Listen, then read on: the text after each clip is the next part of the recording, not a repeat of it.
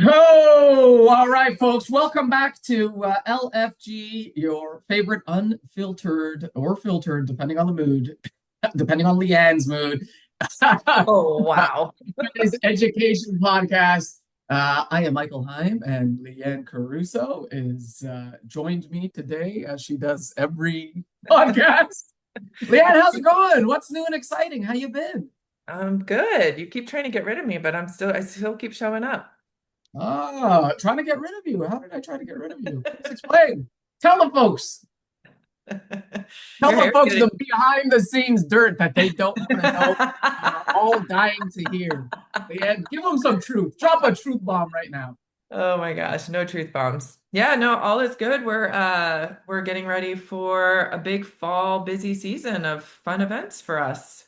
And I think the planning is going swimmingly. I'm excited for all that we have in store. Indeed, indeed. So much greatness happening. Too much happening. Oh my goodness. Lots and lots Hey, and lots happening. you have a big birthday coming up. Well, I wouldn't say it's a big birthday. Not as big as your birthday. I mean, This is why we have our lion logo is because we're both Leos, which is part of the problem. that is great. So, for Yeah. anyone who didn't know, we'll repeat this again and watch on YouTube. See, I'm wearing this little logo here.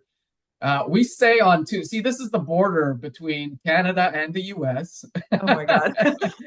And here, this mainly manly lion is the man, and this feminine, what else? Lioness. The lioness. Lioness. This pretty part here, this is Leanne, and it's because we are both Leos. Well, I mean, I'm a true Leo. Leanne's kind of a cusper, so she could go either way. But yes, that's where this vision of logo came up, and I kind of love it. And look at that crown, Leanne. I mean, that is great. Who thought of that idea? You Genius, did. just You did. genius. You wish you could wear a crown every day. Oh my gosh.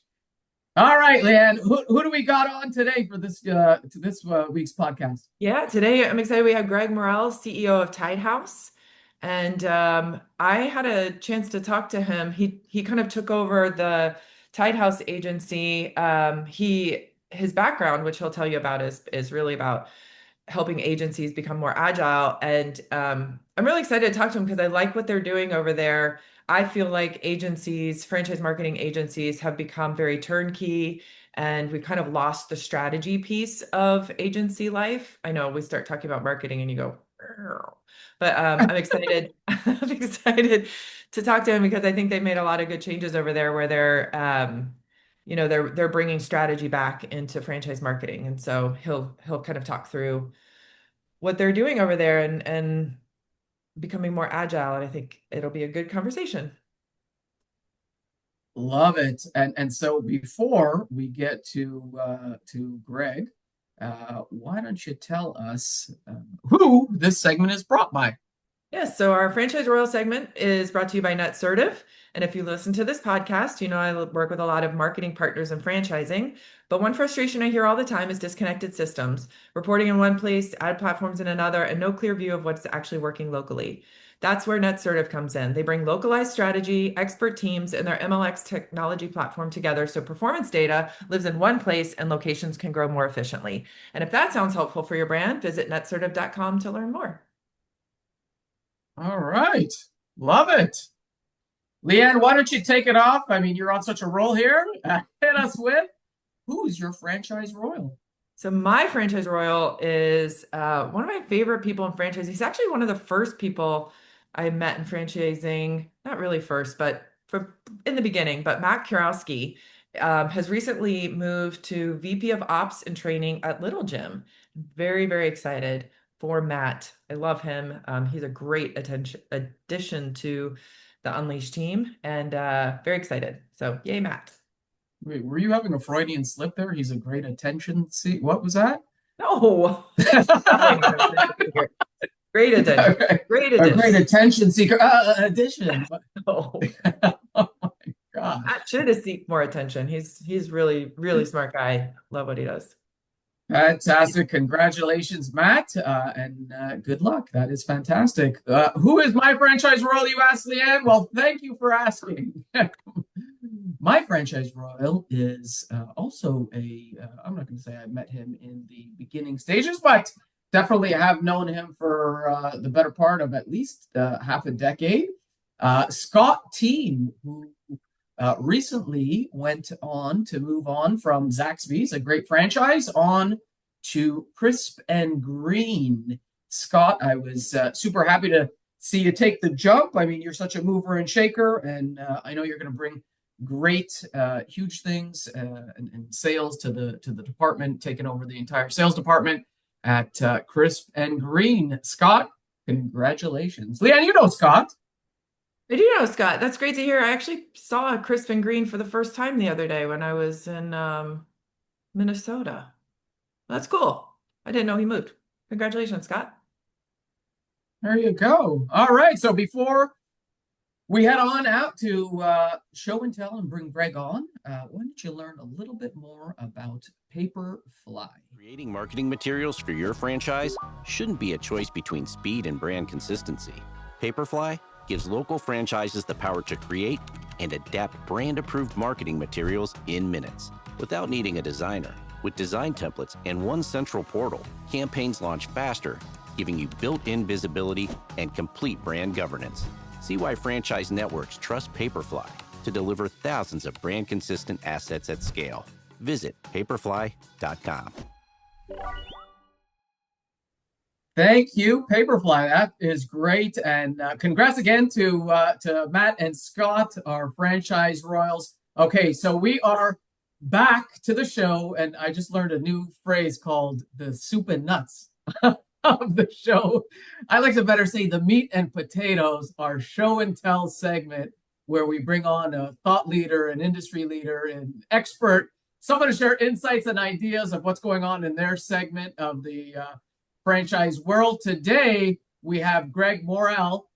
Greg is CEO of Tidehouse. Greg, welcome to the show. Please tell us a little bit about you, a little bit about Tidehouse, anything you want. Great. Well, thank you for having me. And I hope I'm not the nuts of the soup and nuts, but I might be. We'll find out. No, Michael is definitely the nuts of the All right. All right. That's between you all. Yeah. So thank you very much for having me. Greg Morrell, yeah, like you said, CEO of Tidehouse. I've been with the agency for a year, and prior to that, spent about a dozen years as a consultant running my own business with a business partner where we spent a bunch of time helping agencies and clients figure out how to do better work together. The company was called Agency Agile, and I was working with Tidehouse, then called Fish 919, or 919 Marketing, as a consultant to help them revamp how they're working. And I got the opportunity to get back into it. Prior to that, I spent my entire career working at agencies and digital agencies on brand side and client side work. And I got back into it because I missed being in the weeds. I missed being part of the process and not just flying in, doing some jazz hands consulting and everybody good, see you, good luck. And then I go to the next gig. I got to travel all over the world when I did that, but at this point in time in my career, in my life, I'm settling in and really enjoying the opportunity to work at Tidehouse. So we're a full service agency working in franchise and franchise marketing for the last 20 years. And I'm here to kind of shake things up a little bit and have some conversation today about some of the things I'm seeing that I find interesting, compelling, curious about the current state of affairs in franchise marketing and how agencies are set up and working. So I'm looking forward to the conversation. Great. Well, I'm really excited to talk to you. You and I have had the opportunity to chat and get to know you a little bit more. And I think when I first started talking to you, I said franchise marketing agencies are missing a big piece of the puzzle. And yeah, yes. For those of you on YouTube, he down thumbed. But yeah, so missing a big piece of the puzzle. And I think what we've lost in agency life, or what the agencies have lost, at least in the franchise marketing side of things, is strategy. And I think whoever can figure out bringing strategy back to the brands is going to win. And so I really loved what you had to say, and I really, admire the things that you're bringing back to franchise marketing. As many of you know, I used to own my own agency, and strategy was a very big part of it. And so it's so disappointing to me to work with some of these agencies, and they've just completely lost strategy. They are box checkers. They bring nothing, and I won't speak for all of them, but they don't bring a lot to the table. They don't bring ideas. And oftentimes it's like, what do you want to do? What do you want to do? It's like, well, we hired you and we pay the big bucks for you to Right. collaborate with us and tell us. So I'm really excited to talk to you. So, and I work with the mastermind groups, and a lot of them are saying, like, how do we work better with our agencies, and why? I mean, literally, somebody the other day said, why do agencies suck in franchising right now? And so, really Ugh. excited to have this conversation with you. But so let's start with something that doesn't really get said out loud much. But how do you think, I mean, other than what I just said, that most franchise brands actually see their agency right now? Uh, um, well, I mean, the evidence would suggest that we are a tool just like anything else, that the tool in the toolbox. Um, and if you are perceived as a dull tool or perhaps the wrong tool for the job, then you get replaced with, go to Ace Hardware and get another one.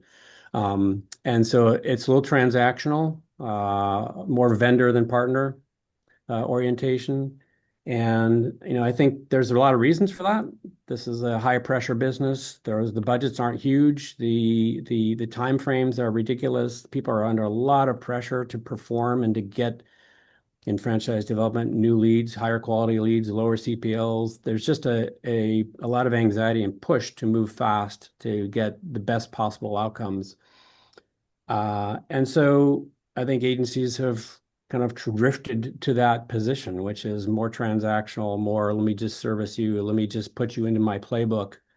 We'll execute against the playbook and we'll report out on the performance. And what's missing is the art and the craft of doing the work that needs to be done. And so I think agencies are missing that to some degree, quite a bit in this space.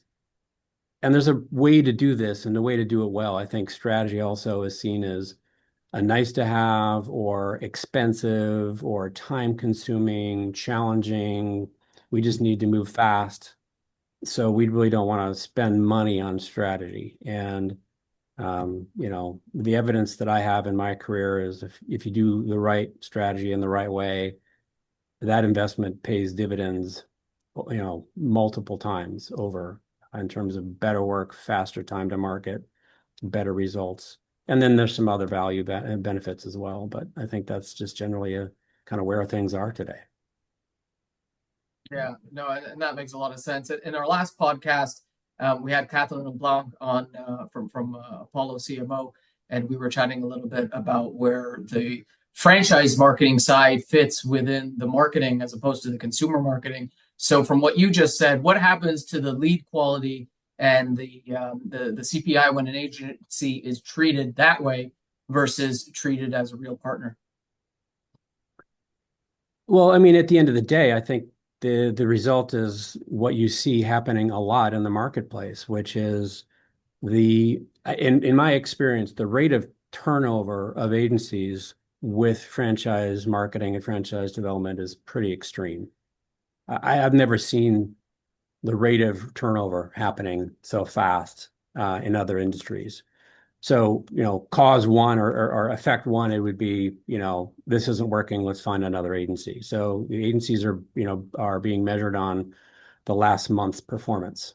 Doesn't matter what you did 2 months ago, last quarter, last year, but things are trending down. We need to make a change.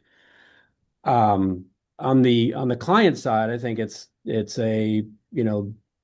the quality problem, the volume problem, the performance problem is seen as an agency problem. That's the quick fix. And oftentimes the response is, if we just get another agency, things will be better. Don't think that's really the case when you look at the turnover rate of CMOs and CDOs.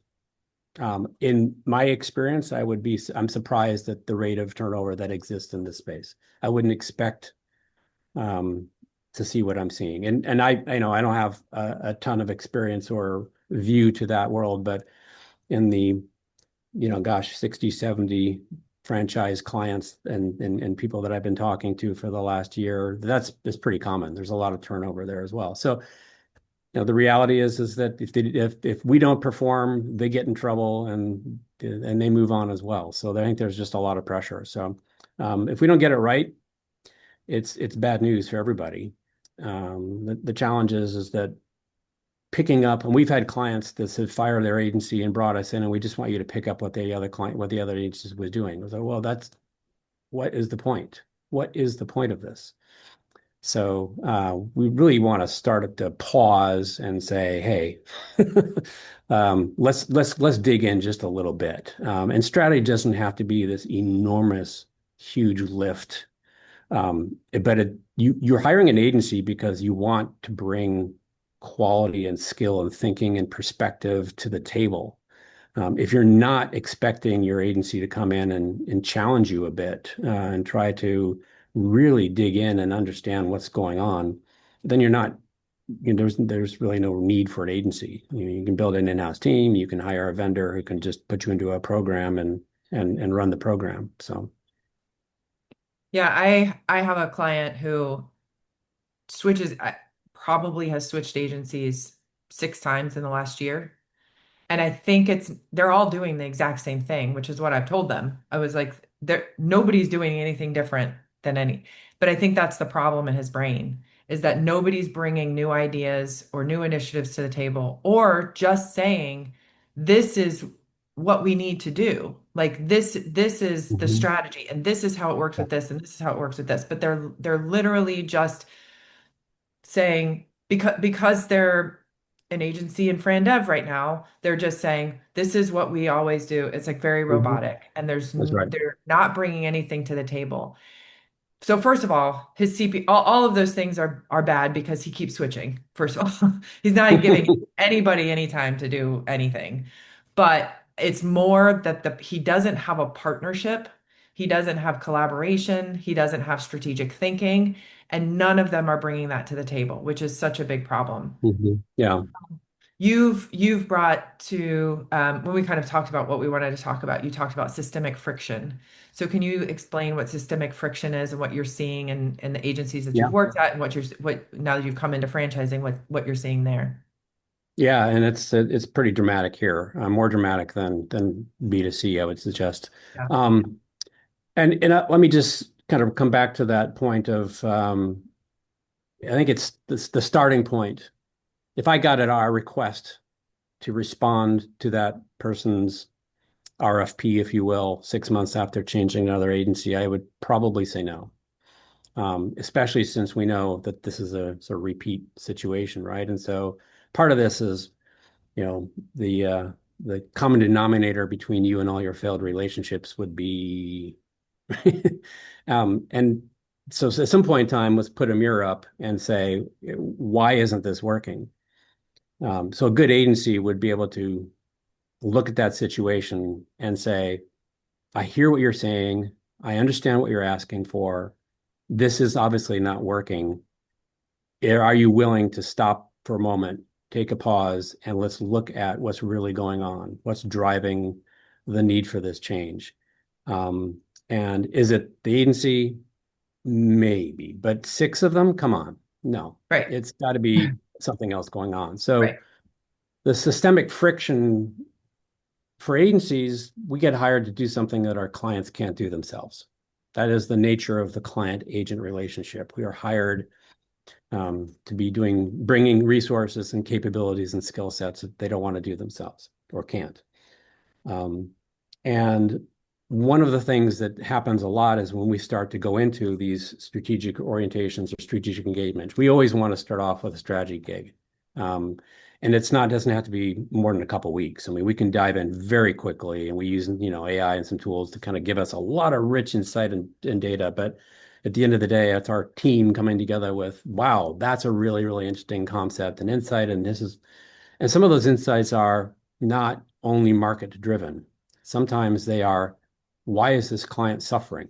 What's going on inside the organization that's driving the challenge. And one of the ironies of doing the style of strategies that we do, they're very collaborative, they're workshop oriented, mostly in person, because our job is to understand this business as well or better than our clients do, and to look at it from here's our expertise, how do we apply our expertise to your business? And we'll often see in the room the CMO, the CDO, the CEO not aligned, right? Right at the very outset. When we're running a strategy workshop, you can see it right away. That misalignment, that misunderstanding is cancer. That is going to drag that organization down and prevent them from being successful. And as a partner marketer, not a vendor, not a supplier of a widget, but as somebody coming in and saying, it's obvious you are not aligned. And what do we need to be doing here to help you get to a better spot? What are the challenges? What are the risks? Let's talk about that stuff openly in this moment. Let's not push that off to the side because we have some agenda we need to get through.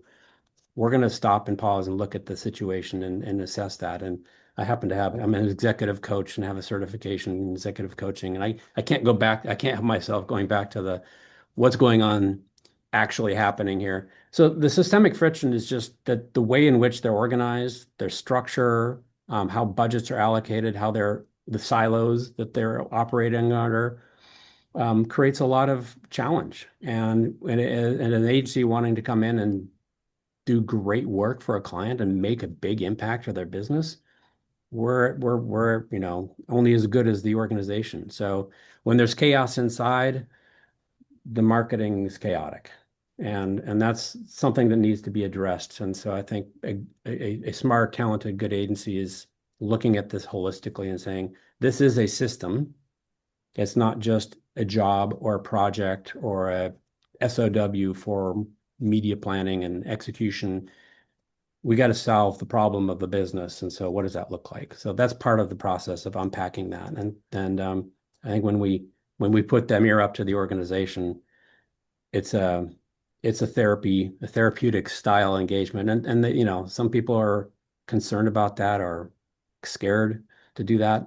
Others embrace it. And once we get through it like that, now we have a much better approach. We're much more aligned. We know where we need to go. And most importantly for us, our clients understand, what do we need from our clients for us to be successful on their behalf? What do they need to be doing differently? And that's a big deal. So. Crazy. Sorry. So it is crazy. Yeah, no, it's not just what it is. And I was just also thinking about Leanne's client Leanne, you probably shouldn't call out your clients on the air like that. No, just kidding. I'm not saying they're a current client. Anyways, I kid.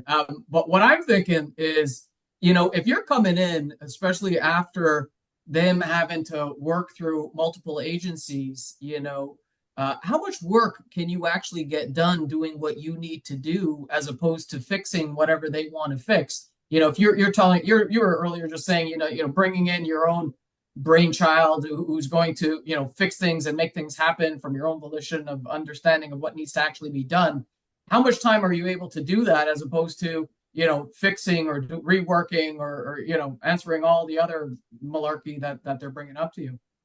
Well, I mean, the malarkey needs to continue, right? We can't just stop the train and say, let's pause everything. Let's just not address anything. And we always come in and say, we will assume ownership and continue down the path of your existing programs, or we'll bring tweaks to those programs to keep things rolling and in market. But it's a parallel path, right?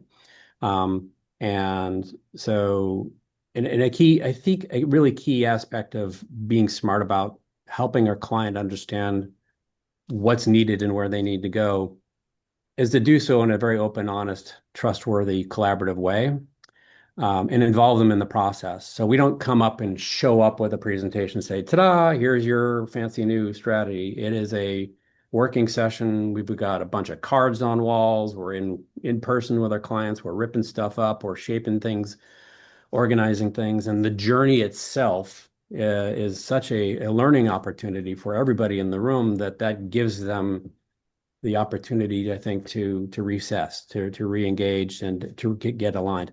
That provides, Michael, a ton of momentum for us because when we exit that type of a workshop, because we have that energy and that focus and that alignment, things can move fast. So within a matter of weeks, we've got a new plan that we can start to stand up and start to execute against. And so it's not a huge calendar commitment, but so we parallel path things. We try to improve the current situation while we are looking at the bigger picture. And so the other aspect of that is you prioritize and sequence and structure the activities come out of that strategy so that you can stay in market and do well and execute effectively. So some of the bigger, harder things don't get done right away, or they get broken up into smaller bits so that we can move in a more agile, iterative way and always look for opportunities for improvement.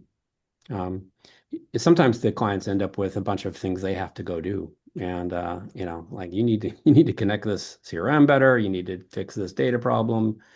But now they understand the value of that and they're more inclined to get that job done. One of the things that I Unless they're her love, client, unless they're that last client. Like, I guess mean, what? You're next up. that's an extreme, it may be an extreme client, but I mean, I've never worked with a client that doesn't have some internal, friction that Yeah. can't be improved upon if we engage thoughtfully. Yeah. One of the things that I know that you guys do is you bring the CEO, the CFO, the CIO, the CMO, like you bring all the C-suite in for the process. And same client, we talked about this with Catherine just on the last podcast, is that this particular franchise organization has no involvement in the sales brand dev side. There's no CMO, there's no like nobody is involved in supporting the franchise development sales through marketing or strategy. So I really love that you bring the entire C-suite in the room and you get everybody aligned. And then they're kind of bought in on the decisions, right? Then they understand the strategy. And then you don't have a CFO going, well, why are we spending money on this? And why, but at least everybody's aligned. So when you Mhm. bring all of the leaders in the room and all of the stakeholders in the room, what does the session look like? Because I just love the idea. And I love the idea that you go to Yeah. them like and everybody and then you make it a collaborative process. So tell us more about like what that looks like. Sure. Happy to get into that a bit. And I will say that's an ideal scenario. Love it when we can make it Right. happen. Not always the case. Um, but we have a process and a methodology which is we use consistently and religiously. It works every time. It's never not worked.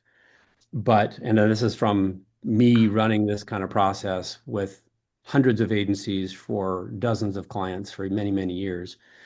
Um, so it scales. It needs to scale because we may not get everybody in the room. We may not be able to do some things in person, right? And an emerging brand isn't going to be able to bring a team like that and our staff together and spend a whole bunch of time and money to make that happen. So sometimes we have to do things virtually and break it up. But the foundational principle here is that bringing everybody together is going to get that kind of alignment, and it's going to happen much faster and in a much richer, authentic, meaningful way than us doing one-on-one interviews and then report back and then write a deck and then schedule a review of the deck and then we get updates in the deck and then we need to, weeks and weeks and weeks go by as you're kind of going through a process like that. And so, the right way to do it is to say, nope, roll up your sleeves, get on a plane, get your ass in the room, and we're going to do this.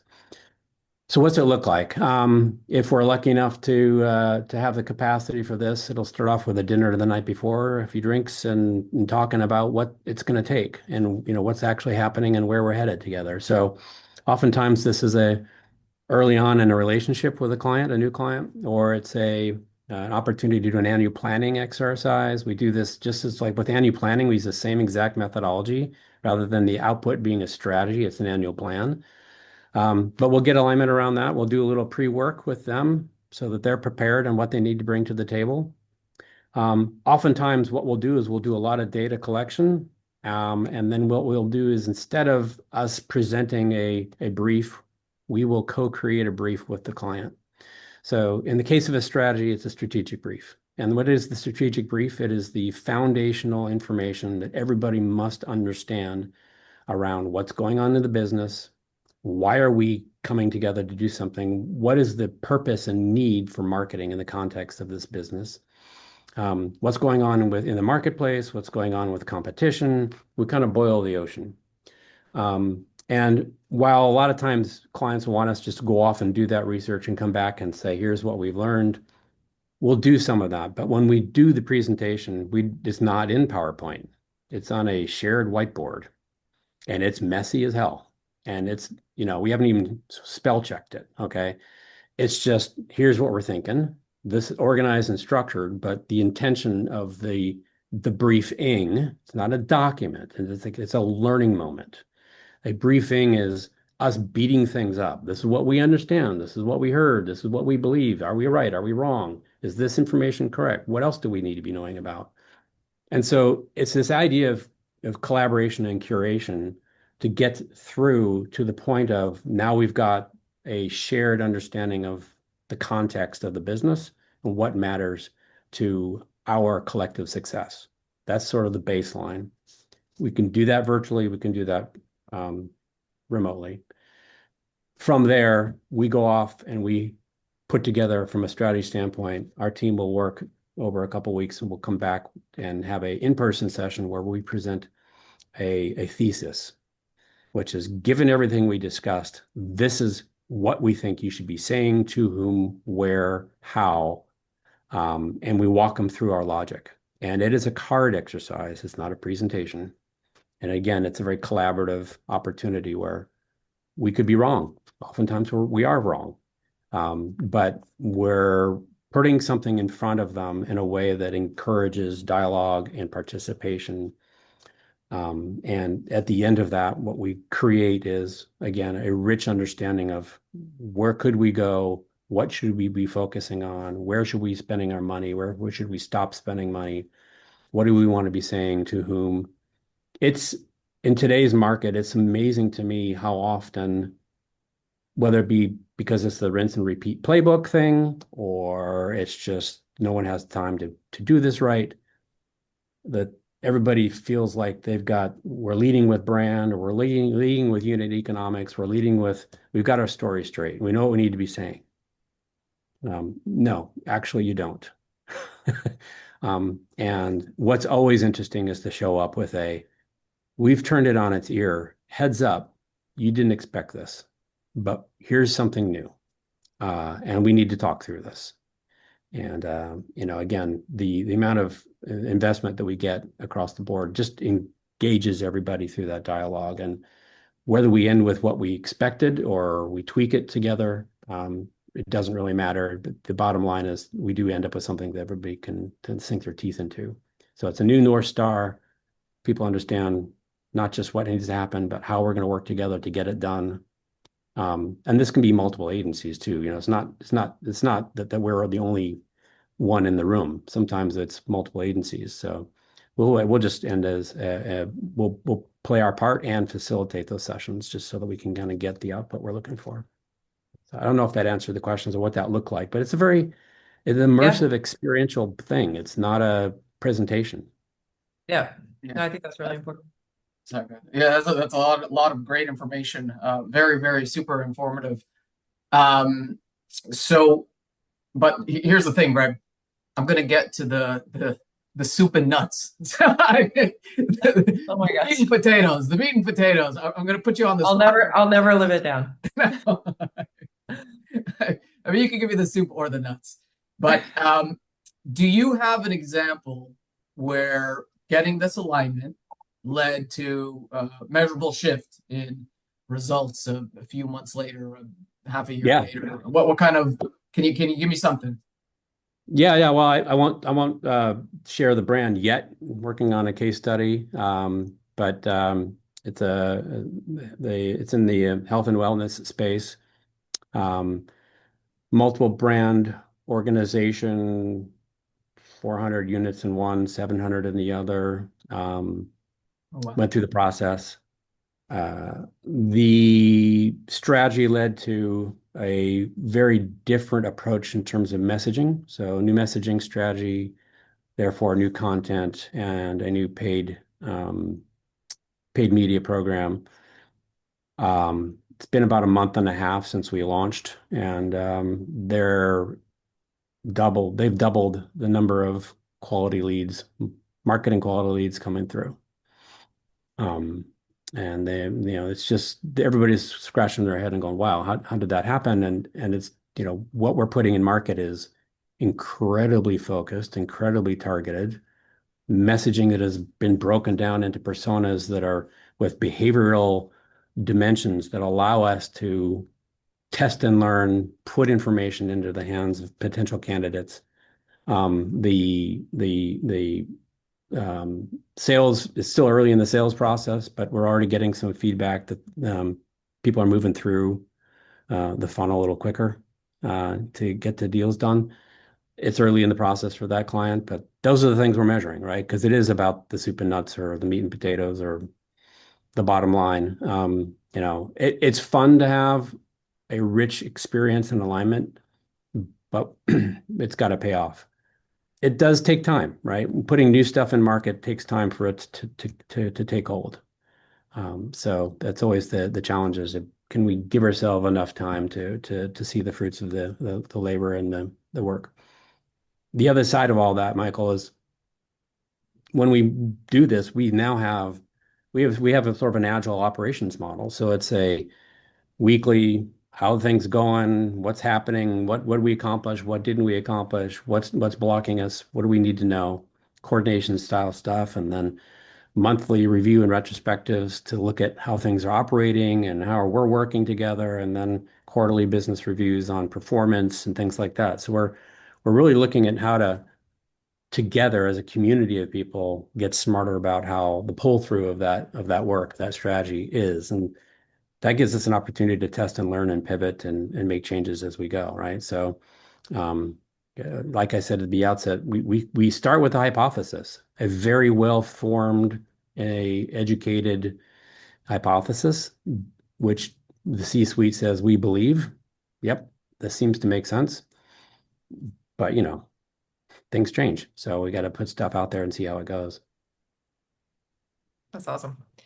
So if a franchisor is listening and they need to take one step to fix the systemic friction that you talk about, what do you think that should be? Besides called Tidehouse. Just one? One step in that direction. Boy, that's a hard answer because there's so many steps. Right. But I think it's a first step, maybe. Yeah, I think key thing would be simply to take a step back and maybe do a little bit of a retrospective, or at least spend some moments in acknowledging 5 whys, root cause, come up with, do we have an understanding of what's driving the performance? And let's not just point fingers at one entity or one department or one situation, let's look at more systemically, let's look at it more holistically and say, what do we know and what don't we know about what's actually happening here? And you can tap into your agencies, you can tap into consultants. There's lots of people that can help sort of reframe things a little bit. But understanding that, at least getting a glimpse at, maybe it's because we feel so strongly about our brand and it's a family brand and we push in this message and it's just not resonating with the economic buyer. And, in this case, it's a $2 million investment. We need to be talking numbers, not, how awesome we are. And just taking a look at things like that. So it's a matter of just, again, taking that pause and looking at things critically. And I think that's hard to do. It's hard to do because either you don't know how to do it, or you're jaded and biased, or time, pressure. So yeah, time, pressure, budget. Yeah. Yeah, all those things. Right. Well, I appreciate you coming on and sharing all of these insights with us. I'm excited to see what you guys do in the franchise space. And so, Thank you. how can people find you if they wanted to learn more? Yeah. Tidehouseagency.com. Easiest way to do that, or connect with me on LinkedIn, and happy to connect. I'm always open. I spend about 3 or 4 hours a week talking to people in the industry about the industry and nothing to do with selling Tidehouse. Right.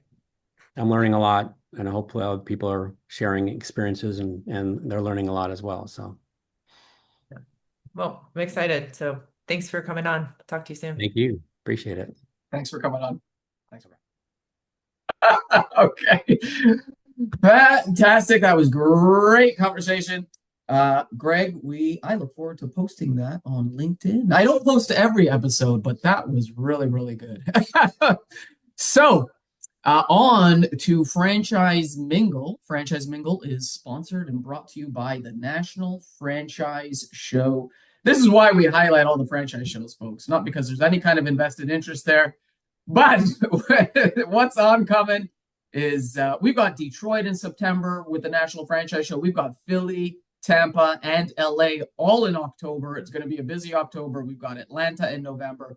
If you are expanding in any of those franchise markets, then feel free to reach out. But before any of those, and upcoming really, really quickly is the Fragrant Drinkers Summit in Minneapolis, happening on August the 18th through to the 19th. Are they still accepting badges, Leanne? Yes. Okay. Definitely. There you go. So you can, what?